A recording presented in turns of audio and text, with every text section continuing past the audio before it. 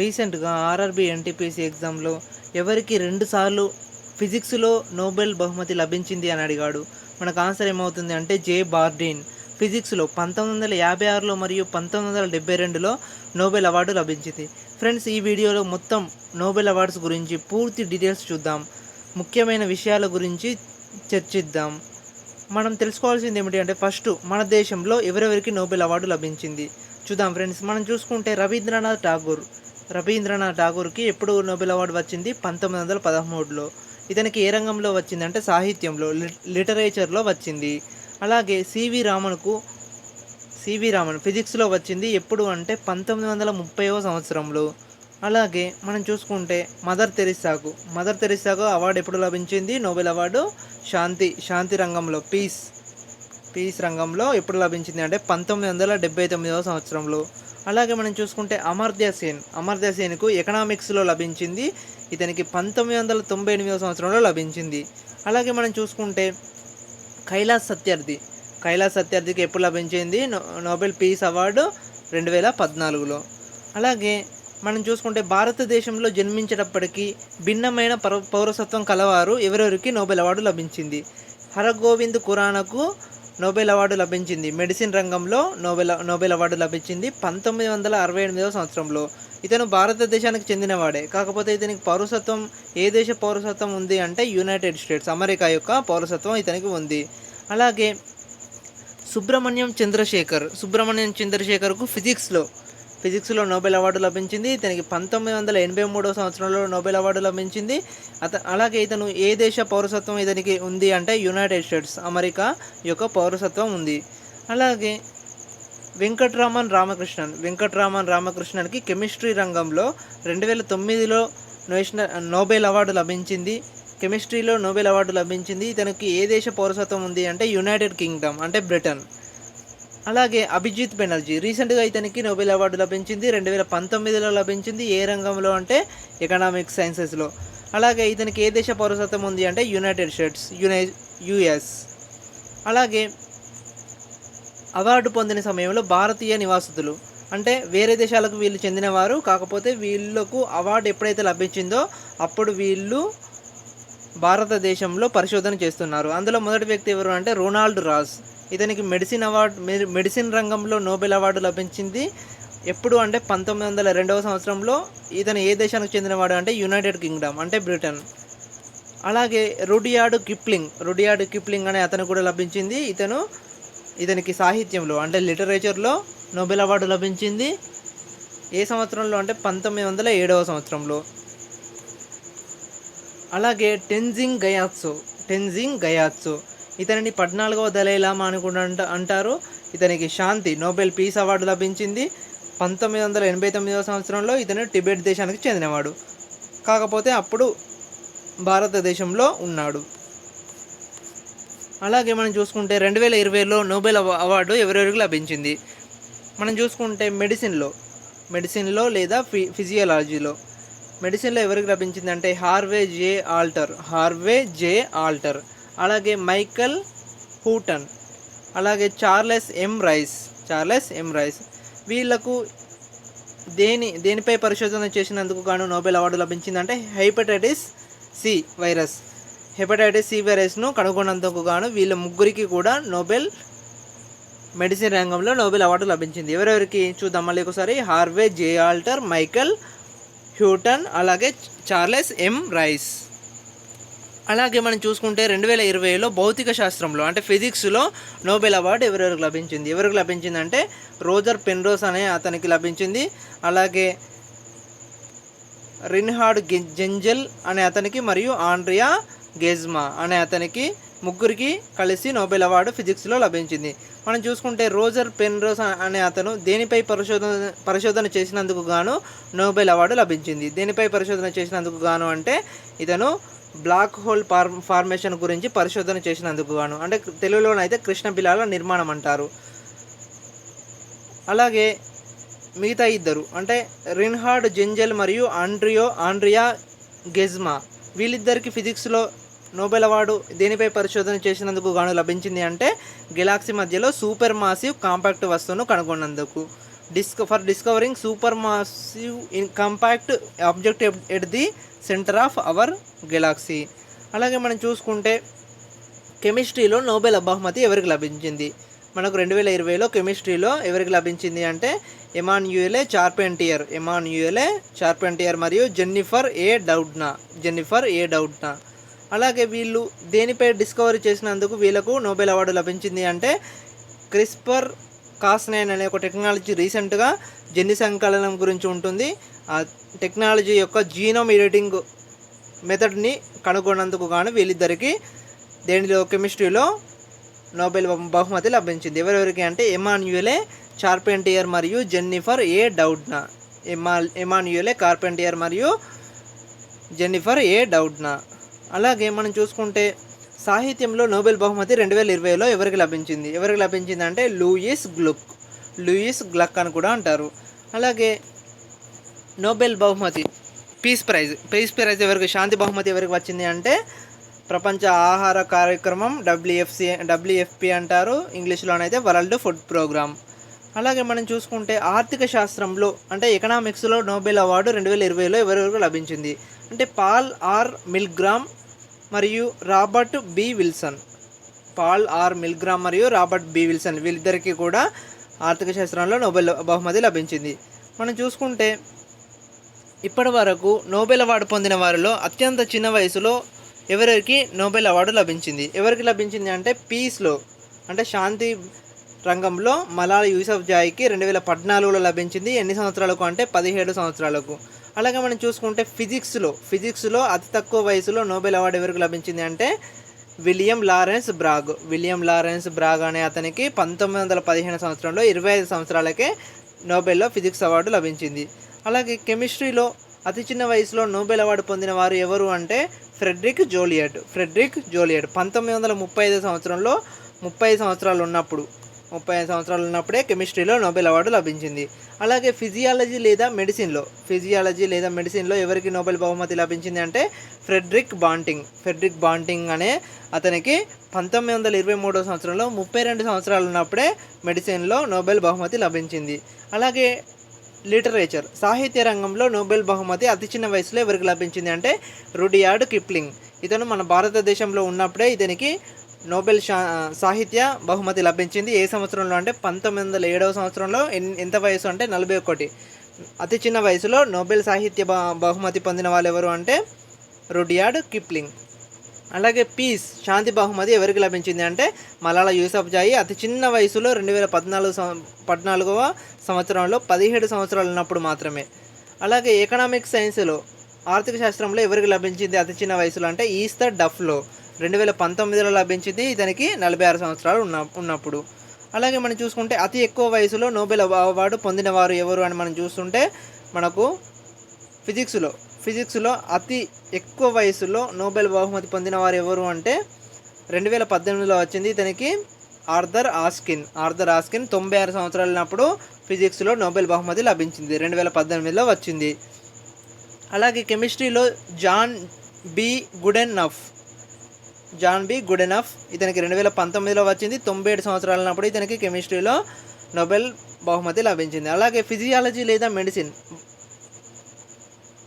Peter రాయ్స్కు లభించింది. 1966వ సంవత్సరంలో 87 సంవత్సరాలు ఉన్నప్పుడు మెడిసిన్ రంగంలో అతి ఎక్కువ వయసులో పీటర్ రాయ్స్కు నోబెల్ బహుమతి లభించింది.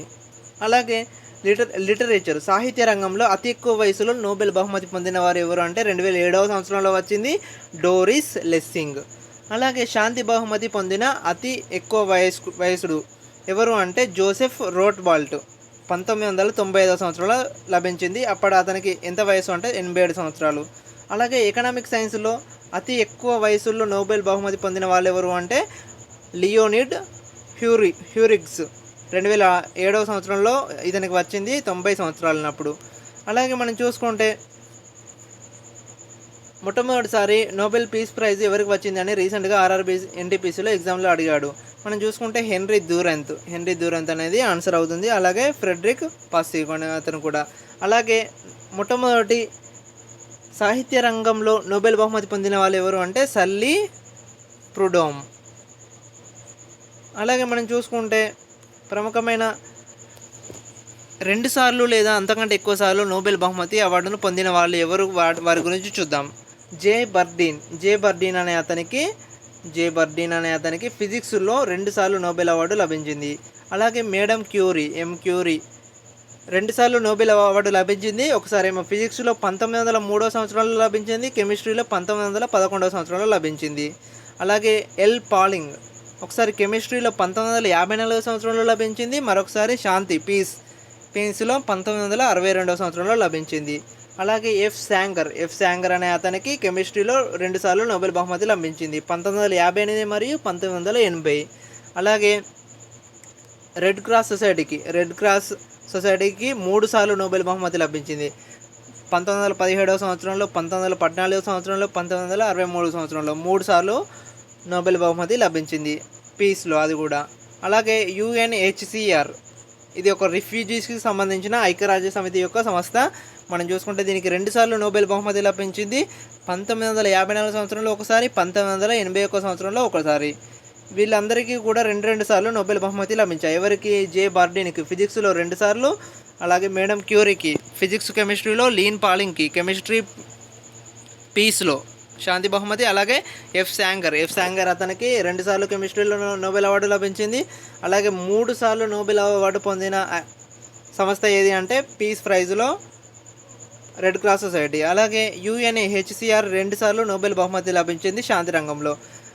మనం చూసుకుంటే ఇప్పటివరకు నోబెల్ అవార్డు మనం చూసుకుంటే ఏ ఆర్గనైజేషన్లకు నోబెల్ అవార్డు లభించింది. మనం చూసుకుంటే 2020లో నోబెల్ పీస్ ప్రైజ్ ఎవరికి వచ్చింది? World food programme Nobel peace prize వచ్చింది. అలాగే 2017లో ఏ ఆర్గనైజేషన్కు ఏ సంస్థకు నోబెల్ అవార్డు లభించింది పీస్ ప్రైజ్లో అంటే మనకు international campaign to abolish nuclear weapons icon అనే సంస్థకు 2017లో నోబెల్ శాంతి బహుమతి లభించింది. అలాగే నోబెల్ పీస్ ప్రైజ్ 2015లో నోబెల్ శాంతి బహుమతి ఏ సంస్థకు లభించింది అంటే నేషనల్ డైలాగ్ క్వార్టెట్ అనే సంస్థకు 2015లో నోబెల్ అవార్డు లభించింది. అలాగే మనం చూసుకుంటే 2013లో ఏ సంస్థకు నోబెల్ అవార్డు శాంతి బహుమతి లభించింది అంటే organization for prohibition of chemical weapons OPCW అంటారు. ఈ సంస్థకు 2013లో నోబెల్ శాంతి బహుమతి లభించింది. అలాగే 2012లో యూరోపియన్ యూనియన్ అంటారు, ఇది అందరికీ తెలిసిందే. దీనికి 2012లో నోబెల్ శాంతి బహుమతి లభించింది, నోబెల్ పీస్ ప్రైజ్ 2012.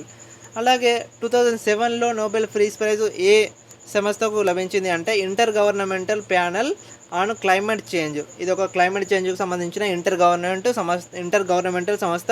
దీనికి 2007లో నోబెల్ పీస్ ప్రైజ్ లభించింది. అలాగే 2006లో నోబెల్ పీస్ ప్రైజ్ ఏ సంస్థకు లభించింది అంటే గ్రామీణ బ్యాంకు. ఇది బంగ్లాదేశ్కు చెందిన గ్రామీణ బ్యాంకు. మహమ్మద్ యూనుస్ అనే అతను దీనిని మొట్టమొదటిసారి స్థాపిస్తాడు. దీనికి 2006లో నోబెల్ పీస్ ప్రైజ్ లభించింది. అలాగే 2005లో ఏ సంస్థకు లభించింది అంటే ఇంటర్నేషనల్ అటామిక్ ఎనర్జీ ఏజెన్సీ 2005లో నోబెల్ శాంతి బహుమతి లభించింది. అలాగే 2001 సంవత్సరంలో ఐక్యరాజ్య సమితికి నోబెల్ శాంతి బహుమతి లభించింది. రీసెంట్గా 3 టైమ్స్ ఆర్ఆర్బీ ఎన్టీపీసీలో అడిగాడు. అలాగే నోబెల్ పీస్ ప్రైజ్ 1999 సంవత్సరంలో మెడిసిన్స్ సాన్స్ ఫ్రాంటియర్స్ అనే సంస్థకు లభించింది. అలాగే 1997 సంవత్సరంలో నోబెల్ శాంతి బహుమతి international campaign to ban land మైన్స్ను బ్యాన్ చేయడానికి ఒక సంస్థ ఉంటుంది. International campaign to ban land mines అనే సంస్థకు నోబెల్ పీస్ ప్రైజ్ 1997లో లభించింది. అలాగే మనం చూసుకుంటే 1995 సంవత్సరంలో Pugwash conferences on science and world affairs అనే సంస్థకు 1995 సంవత్సరంలో నోబెల్ అవార్డు లభించింది. అలాగే నోబెల్ పీస్ ప్రైజ్ 1988లో నోబెల్ శాంతి బహుమతి ఏ సంస్థకు అంటే United Nations peace keeping forces అనే సంస్థకు లభించింది. ఇది ఐక్యరాజ్య సమితి కింద ఉంటుంది. అలాగే నోబెల్ పీస్ ప్రైజ్ 1985 ఏ సంస్థకు అంటే international physicians for the prevention of nuclear వార్ని అడ్డుకోవడానికి ఒక సంస్థ ఉంటుంది. ఆ సంస్థకు 1985 సంవత్సరంలో నోబెల్ అవార్డు లభించింది, నోబెల్ శాంతి బహుమతి. అలాగే 1981 సంవత్సరంలో నోబెల్ శాంతి బహుమతి ఏ సంస్థకు లభించింది అంటే United nations high commissioner for refugees ఇది రిఫ్యూజీస్కి సంబంధించిన సంస్థ. ఈ సంస్థకు 2 సార్లు నోబెల్ అవార్డు లభించింది. 1981లో ఒకసారి లభించింది. అలాగే నోబెల్ పీస్ ప్రైజ్ 1977లో ఏ సంస్థకు లభించింది అంటే ఆమ్నెస్టీ ఇంటర్నేషనల్. ఆమ్నెస్టీ ఇంటర్నేషనల్ అనేది ఒక ఫేమస్ సంస్థ. దానికి 1977 సంవత్సరంలో నోబెల్ బహుమతి లభించింది, నోబెల్ పీస్. అలాగే ఇంటర్నేషనల్ లేబర్ ఆర్గనైజేషన్స్, అంతర్జాతీయ కార్మిక సంస్థకు ఎప్పుడు నోబెల్ బహుమతి లభించింది అంటే 1969 సంవత్సరంలో. అలాగే యునైటెడ్ నేషన్స్ చిల్డ్రన్స్ ఫండ్ యూనిసెఫ్కు నోబెల్ బహుమతి ఎప్పుడు లభించింది అంటే 1965 సంవత్సరంలో. అలాగే 1963 సంవత్సరంలో నోబెల్ పీస్ ప్రైజ్ ఏ సంస్థకు లభించింది అంటే red cross, international committee of the red cross. International committee of the red క్రాస్కు 3 సార్లు నోబెల్ బహుమతి లభించింది. అందులో ఒకటి 1963. Nobel peace prize 1963, 1963 league of red cross societies, ఇది కూడా రెడ్ క్రాస్ సంబంధించిందే. అలాగే నోబెల్ పీస్ ప్రైజ్ 1954, ఇంతకుముందు మనం చెప్పుకున్నాం కదా, united nations high commissioner for రిఫ్యూజీస్కి సంబంధించిన ఐక్యరాజ్య సమితికి 2 సార్లు నోబెల్ బహుమతి లభించింది. ఇది రెండోసారి, ఎప్పుడు అంటే 1954 సంవత్సరంలో. అలాగే నోబెల్ పీస్ ప్రైజ్ 1947 ఎవరికి లభించింది అంటే ఫ్రెండ్స్ సర్వీస్ కౌన్సిల్, ఇది ఒక అమెరికన్కు సంబంధించిన ఇది ఒక కౌన్సిల్, దీనికి నోబెల్ ప్రైజ్ లభించింది. అలాగే 1944లో నోబెల్ పీస్ ప్రైజు ఎవరికి లభించింది అంటే మళ్ళీ రెడ్ క్రాస్కి లభించింది, ఇది సెకండ్ టైం. అలాగే నోబెల్ పీస్ ప్రైజు 1938లో ఎవరికి లభించింది అంటే నాన్సెన్ ఇంటర్నేషనల్ ఆఫీస్ ఫర్ రిఫ్యూజీస్ అనే సంస్థకు 1938లో లభించింది. అలాగే 1917లో మొట్టమొదటిసారి రెడ్ క్రాస్ సొసైటీకి నోబెల్ పీస్ ప్రైజు వచ్చింది. నోబెల్ పీస్ ప్రైజు మొత్తం రెడ్ క్రాస్కు 3 టైమ్స్ వచ్చింది. అందులో మొట్టమొదటిసారి ఎప్పుడు వచ్చింది అంటే 1917లో. అలాగే నోబెల్ పీస్ ప్రైజు 1910లో ఏ ఆర్గనైజేషన్ వచ్చింది అంటే పర్మనెంట్ ఇంటర్నేషనల్ పీస్ బ్యూరో అనే సంస్థకు వచ్చింది. అలాగే 1904 సంవత్సరంలో ఇన్స్టిట్యూట్ ఆఫ్ ఇంటర్నేషనల్ లా అనే సంస్థకు నోబెల్ పీస్ ప్రైజ్ లభించింది. ఫ్రెండ్స్, ఇవి ఈరోజు నోబెల్ గురించి పూర్తి వివరాలు. ఫ్రెండ్స్, దయచేసి వీడియో నచ్చితే లైక్ చేయండి, అలాగే నా ఛానల్ నచ్చితే సబ్స్క్రైబ్ చేయండి. Thank you very much.